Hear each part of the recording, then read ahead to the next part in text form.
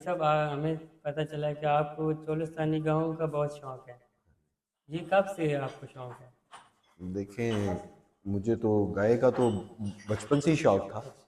तो लेकिन मैं कनाडा रहा, तो मैंने गाय और नस्ल की भी रखी, लेकिन असल में चोलिस्तान की जो धरती है, जी सहरा है, उससे मुझे प्यार था शुरू से।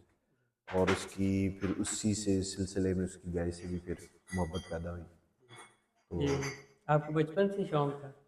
मुझे गाय का शौक था और जी भैंसों का। भैंसों जब छोटे होते गाँव का। जाते थे तो सबसे पहले जो है भैंसों में, हमारे गायें तो नहीं होती थी, हमारे बुजुर्गों के पास भैंसें होती थी, तो हम भैंसों में जाते थे। आप मुझे कनाडा गए तो तब भी आपका शौक नहीं खत्म हुआ? नहीं, शौक नहीं ख़त्म हुआ मेरा। मुझे बस जो है ना, मैंने फिर मुझे था कि कभी न कभी ये मैंने काम करना ज़रूर है। तो वो फिर मेरा शौक भी, कारोबार भी, सब कुछ ही है। आप इसकी फील्ड में कब आए?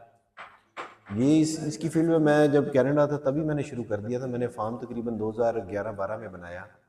फिर उसके बाद अब तो मुझे 12-15 साल हो गए इस फील्ड जी, में। तो